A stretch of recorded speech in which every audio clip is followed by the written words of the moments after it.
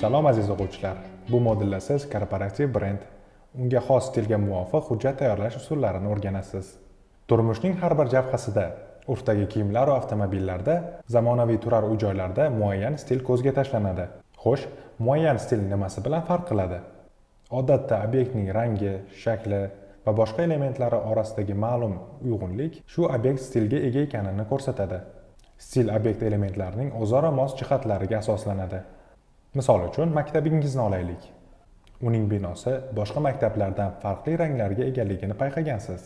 Uning ramzi, shiori, barcha ish yuritish hujjatlari va onlayn muloqot elementlarida o'zaro umumiylik mavjud. Shu kabi kompaniyaning yozishmalari va hujjatlari, shrift turi, rangi, foni va boshqa xususiyatlari ham uyg'unlikka ega bo'lishi kerak.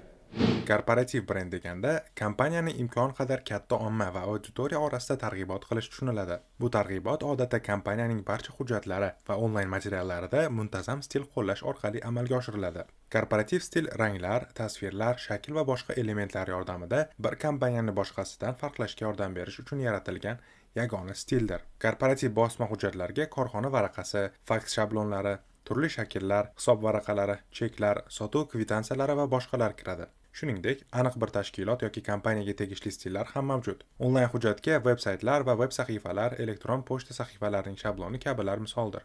Masalan, ta'lim muassasasi sahifasida onlayn test yoki so'rovnoma, ro'yxatdan o'tish shakli, forum va blog bo'lsa, ularga umumiy stil qo'llanadi. Faksimil kabi bosma hujjatlar xuddi shu vazifani yanada samarali bajara oladigan onlayn muqobillari bois tez orada o'tmishda qolishi bashorat qilinmoqda. O'ziga xos stillarning qo'llanishi korporativ brend g'oyasi bilan bog'liqdir. Logotip yoki o'ziga xos stilga ega bo'lmagan kompaniyaning foydali taklifini payqamay qolishingiz mumkin. Natijada kompaniyani boshqa tanishlaringizga tavsiya eta olmaysiz. Bu esa o'z-o'zidan uning targ'ibotiga salbiy ta'sir ko'rsatadi. Kompaniyaning stili ular haqidagi fikrning shakllanishiga yordam beradi. Reklamada kompaniyaga xos stilga qanchalik ko'p o'zingiz tushsa, unga oid ma'lumotlarni shunchalik oson eslab qolasiz. Bu kompaniyaning mahsulot va xizmatlaridan faoliyati yaxshi yoritilmagan kompaniyalarga qaraganda ko'proq foydalanishingiz ehtimoli oshadi.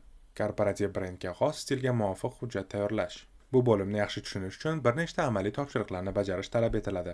Birinchi amaliy topshiriq. Tasavvur qiling, siz yangi fast-food kafesida marketing mutaxassisi bo'lib ishlaysiz va yangi olingan xodimlar uchun o'quv taqdimotini yaratishingiz kerak. Taqdimot yaratishdan oldin uning master slaydini tayyorlang. PowerPoint dasturida 4 ta slayddan iborat yangi taqdimot faylini yarating. Asosiy master slayd tagida joylashgan bir nechta qo'shimcha slaydlarga ko'zingiz tushadi.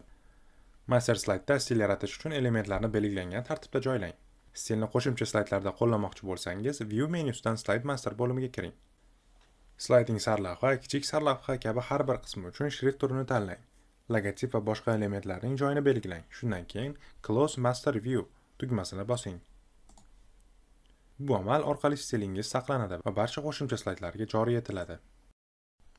Shundan keyin siz o'zingizga kerakli ma'lumotlarni slaydlarga birin-ketin kiritishingiz mumkin. Boshqa elementlarni qo'shmoqchi bo'lsangiz, Insert bo'limidan topib qo'shishingiz mumkin.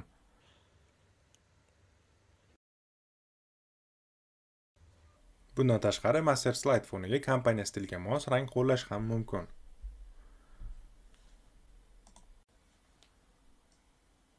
Agar fonga rasm qo'ygan bo'lsangiz, uni o'chirib yuborishingiz mumkin. Shundan keyin Background Styles buyrug'ini tanlab, u yerdan kerakli rangni topishingiz mumkin.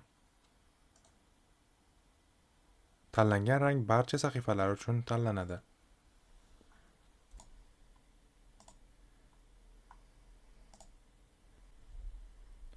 Ikkinchi amaliy topshiriq. Taqdimotni tayyorlash uchun yangi slaydlarni tanlash paytida master slayd dizayni barcha slayd maketlariga joriy etiladi. Slayd maketining yuqori bo'limida master slayd yaratishda tanlangan qo'shimcha slaydlar joylashadi. Tanlagan shabloningiz ham master slayd bilan bir xil stilda bo'ladi.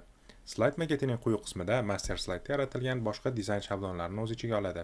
E'tibor bering, bu slaydlarning foni ham master slaydniki bilan bir xil. Agar fon rangi boshqacha bo'lishini istasangiz, fon xususiyatlarini o'zgartiring.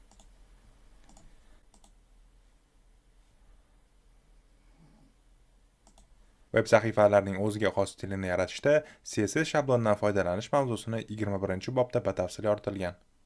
Desktop Publisher dasturi orqali zarur hollarda ikkita master sahifani yaratish mumkin. View bo'limidan Master Page buyrug'i tanlanadi. U yerdan esa To Page Master buyrug'i tanlanadi. Muayyan stil barcha sahifalarga, joriy sahifaga yoki asosiy sahifaga qanday qo'llanishini ko'rish uchun o'qituvchingiz taqdim etgan faylni oching. Header va footer maydonini qo'shing. Ular sana va vaqt, sahifa raqamlari yoki shunchaki vaqtni ko'rsatish buyruqlarini o'z ichiga oladi. Ajratib ko'rsatilgan maydonga siz header va footer bo'limiga kiritiladigan ma'lumotlarni kiritishingiz mumkin. Bugungi mashg'ulotimizda siz korporativ brend nima va uni yaratish nima uchun muhim ekanligi, xatboshi belgisi va hujjatlarda bir xilsidan foydalanish kerakligi haqida bilib oldingiz. Yana siz master slayd yordamida taqdimot uchun stil yaratishni o'rgandingiz. O'rgangan bilim va ko'nikmalaringizni mustahkamlab borishni unutmang. E'tiboringiz uchun rahmat.